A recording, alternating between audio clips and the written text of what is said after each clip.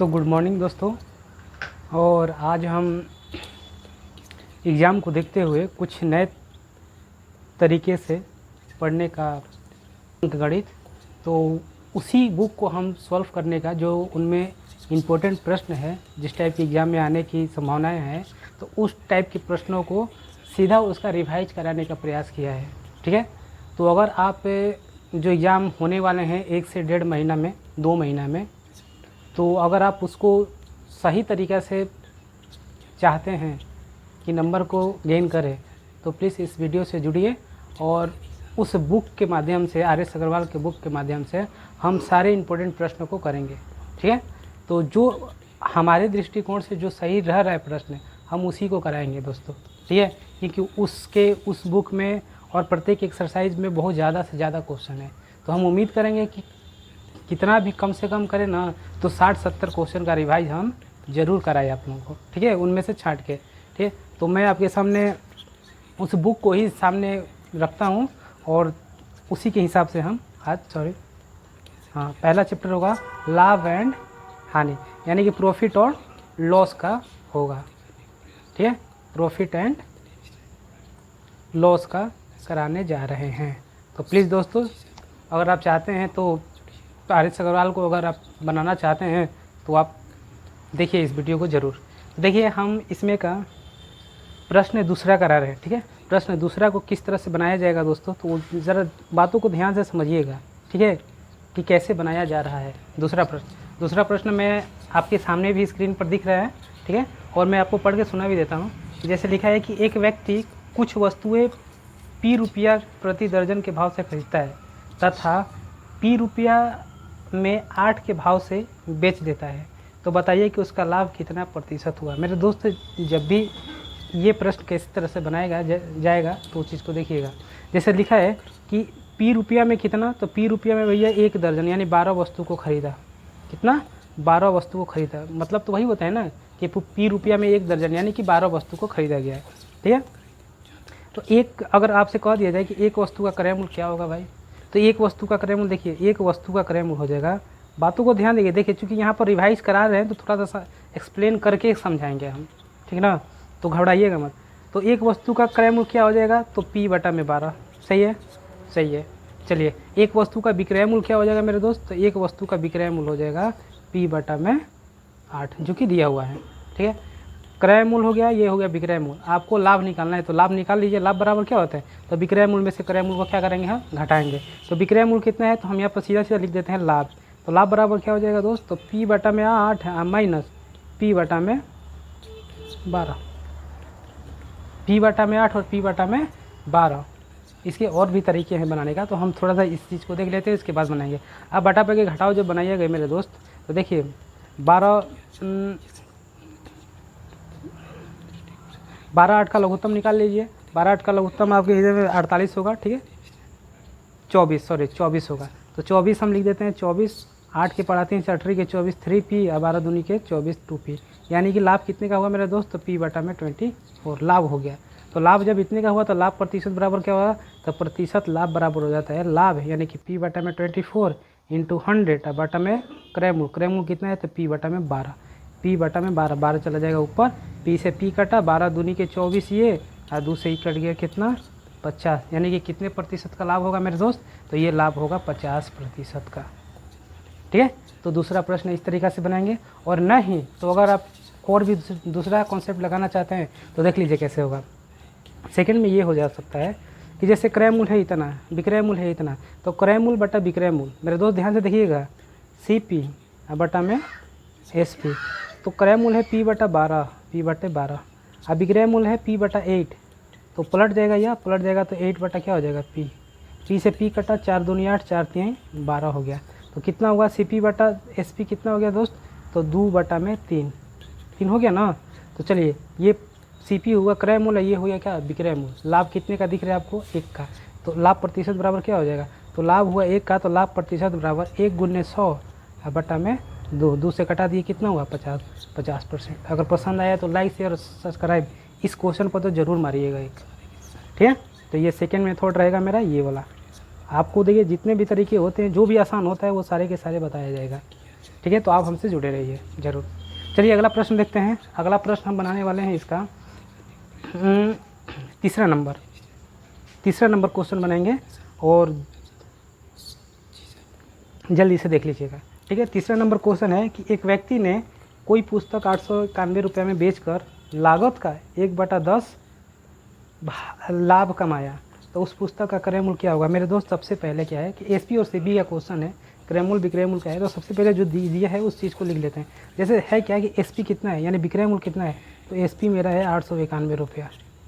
ठीक है, उसको लाभ क्या हुआ भाई, तो लाभ हुआ लागत का 1/10 हुआ,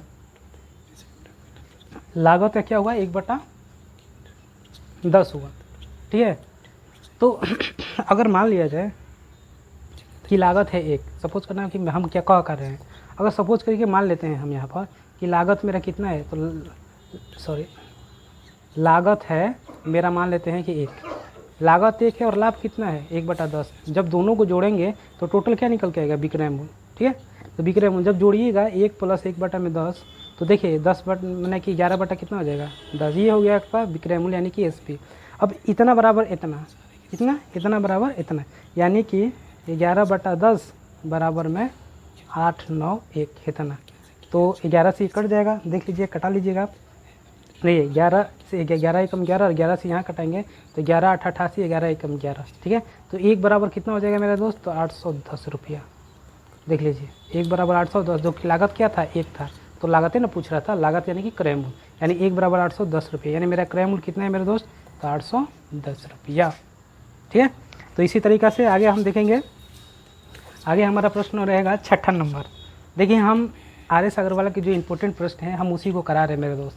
ठीक है ना, तो देखिएगा अगला है 6ठा नंबर। 6ठा नंबर को देख लीजिएगा, आपको भी लगेगा कि ये बहुत लॉन्ग है। ठीक है, हम पढ़ के सुनाते हैं आपको।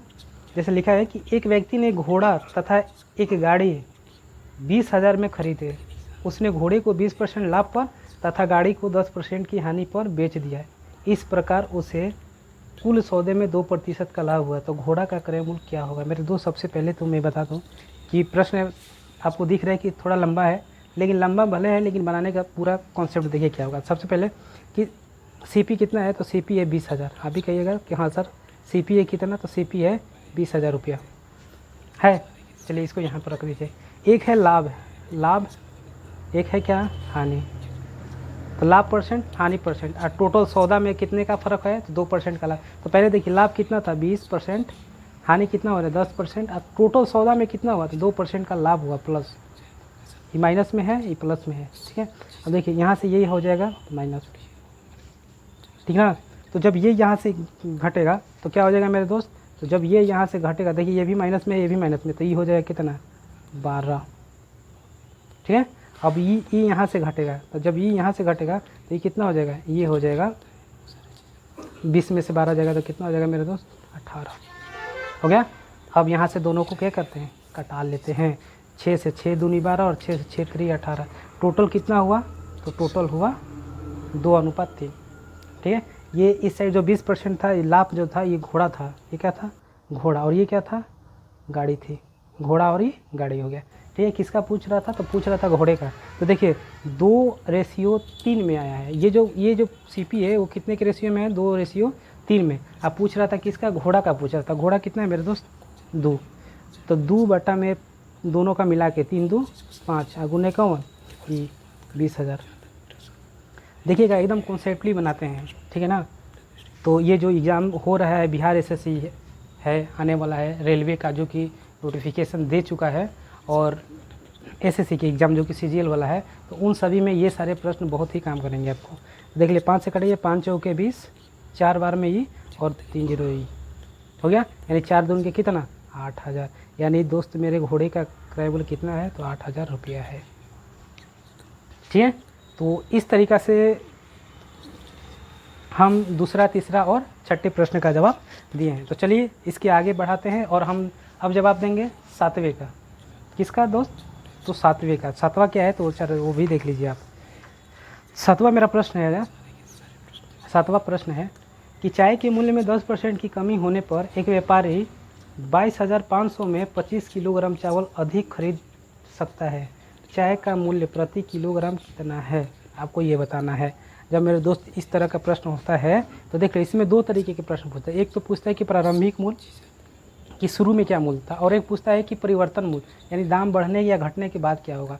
तो मेरे हिसाब से इसमें पूछ रहा है कि प्रारंभिक मूल्य क्या होगा। तो देखिए, प्रारंभिक मूल्य के लिए कुछ नहीं करना है आपको। प्रारंभिक मूल्य 7वां प्रश्न है, 7वां का जवाब दे रहे हैं। और प्रारंभिक मूल्य, तो प्रारंभिक मूल्य क्या होगा, तो प्रारंभिक मूल्य मेरा हो जाएगा, ध्यान दीजिएगा, प्रारंभिक मूल्य का एक सूत्र होता है कि जो भी प्रतिशत दिया रहता है, जैसे 10%, तो 10% ये हो गया, जितना भी रुपया है, जब 12,000 22,500, ये 22,500 ये हो गया आपका। ठीक है, चलिए 100 में से इसको घटा देते हैं 90, और ये हो जाएगा कितना अधिक मिला था मेरे दोस्त, तो 25 के जी हो गया 25। ठीक है, अब हम इसको कटा देंगे और जो होगा मेरा वो होगा आंसर। जैसे देख लीजिए, 10 से 10 ये कटा, 9 से ये कट जाएगा, तो देख लीजिए 9 से कट जाएगा, 9 दूनी 18 और 4 9 5 45, यानी 2500 ही हुआ। 5 से ही कटा देंगे, 25 से कम 25, यानी कि कितना हो गया, 100 रुपया। यानी कि प्रारंभिक मूल्य कितना है मेरे दोस्त, तो प्रारंभिक मूल्य है 100 रुपया, ये। ठीक है, तो ये होगा हमारा 7वें का जवाब। ठीक है, चलिए इसी तरह से है 8वां हमारा, तो 8वां को देख लीजिएगा। 8वां प्रश्न है, हम प्रश्नों का रिवाइज करा रहे हैं RH अग्रवाल, अंक गणित। ठीक है, तो ध्यान दीजिएगा। 8वां प्रश्न है कि एक व्यक्ति ने एक वस्तु को 25% हानि पर 6,750 रुपये में बेची। यदि इसे 15% लाभ पर बेचता तो इसका विक्रय मूल्य कितना होता। मेरे दोस्त देख लीजिए, क्या कह रहा है कि 15% लाभ के लिए कितना में बेचना होगा। बात सीधा है, कह रहे हैं कि पहले दान में है कि कितना में बेच रहे 6,750 रुपये में। जब 6,750 रुपये में बेचता है तो उसको कितने की हानि होती है मेरे दोस्त, तो हानि होती है 25% की। यानी बेचा कितना में, तो 6,750 बटा में 75 का है, क्योंकि वो 25 की हानि पर बेचा है, तो 100 में से घटा दिए तो 25। ठीक है, अब कितना लाभ उसको चाहिए, 15%, तो 100 में 15 जोड़ दीजिए, 115। ठीक है मेरे दोस्त, इसको कटा दीजिएगा, जो होगा वो मेरा आंसर होगा। ठीक है, तो देखिए 25 से अगर मान लिया जाए कि हम कटाते हैं,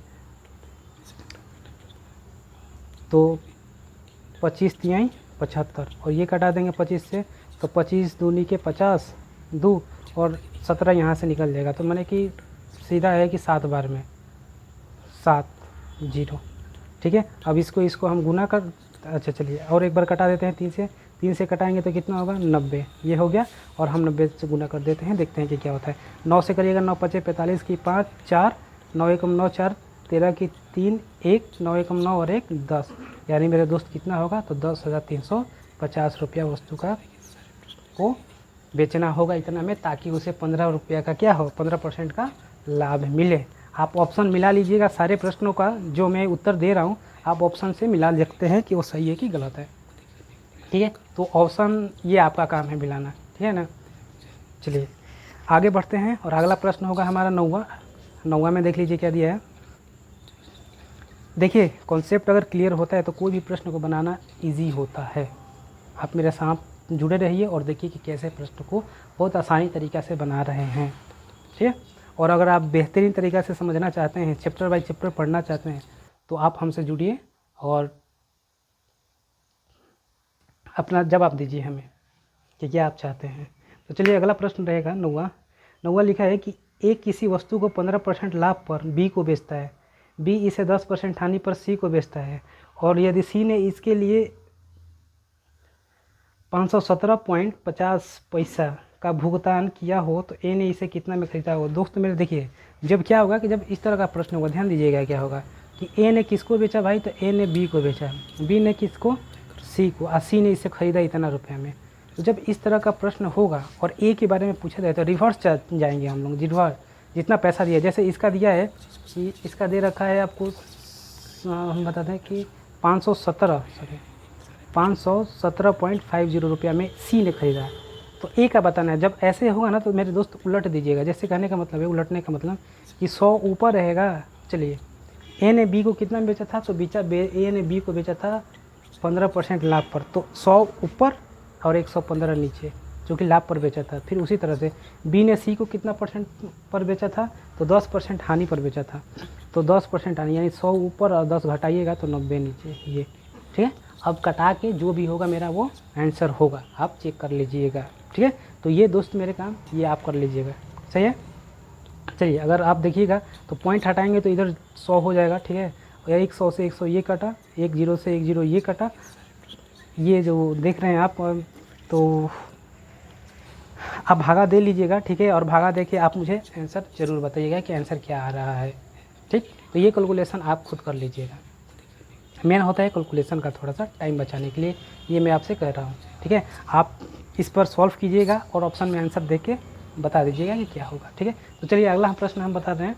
अगला प्रश्न है 10वां नंबर। 10वां नंबर है कि एक वस्तु को 1754 में बेचकर उतना ही लाभ प्राप्त होता है जितना कि उसे 1492 रुपये में बेचकर हानि होता है, तो वस्तु का लागत मूल्य क्या होगा। मेरे दोस्त ये प्रश्न जो है ना, ये ज़्यादा पूछा जाता है, ज़्यादा पूछने वाला प्रश्न है ये। इस टाइप के प्रश्न देखने को मिल जाते हैं अक्सर।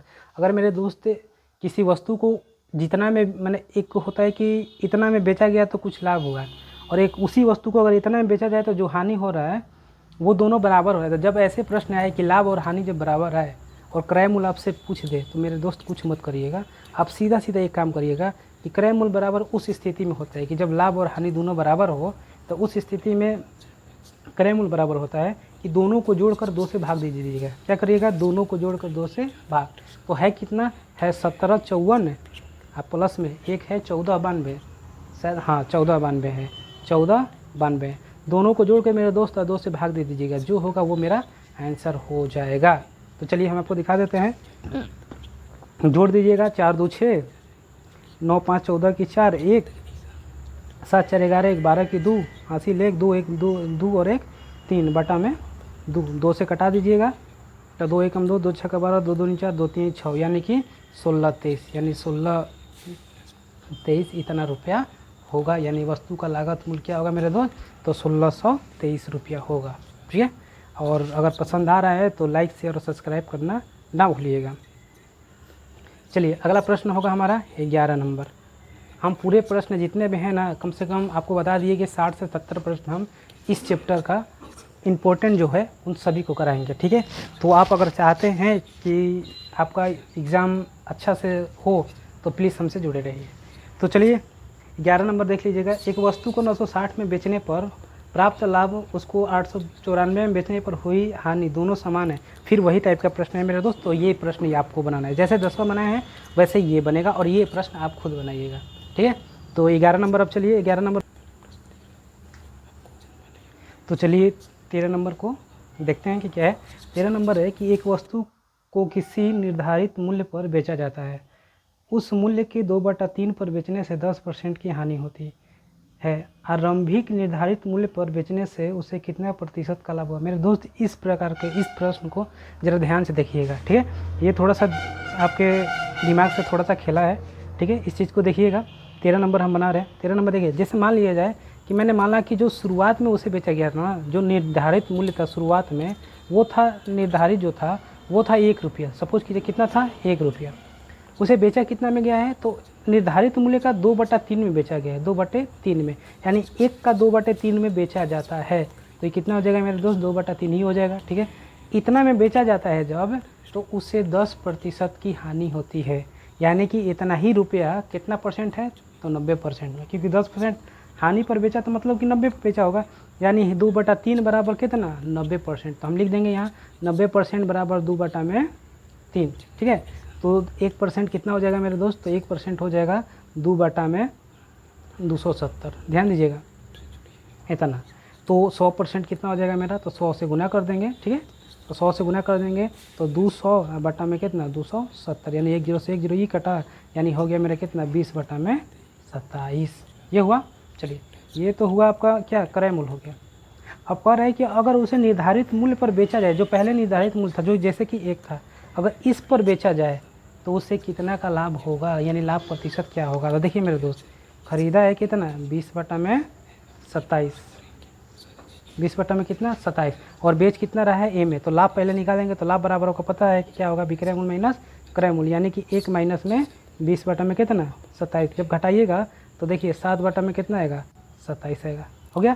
तो लाभ जब इतना हो गया तो लाभ प्रतिशत नहीं आएंगे। लाभ प्रतिशत बराबर क्या होता है, तो लाभ प्रतिशत बराबर होता है मेरे दोस्त लाभ गुने 100 यानी कि 7 बटा में 27 है गुने 100 बटा में क्रय मूल कितना है तो 20 बटा 27 है यानी 20 बटा में 27 यानी 27 चला जाएगा क्या यहाँ पर 27 से 27 कटा 20 से ही 5 5 7 35। तो मेरे दोस्त इस चीज़ को देख के बताइए कि कितना प्रतिशत उसे 35% का लाभ हुआ यानी कि कौन सा इसका ऑप्शन होगा। ये आप किताब से देखकर खुद देखिएगा। ठीक है।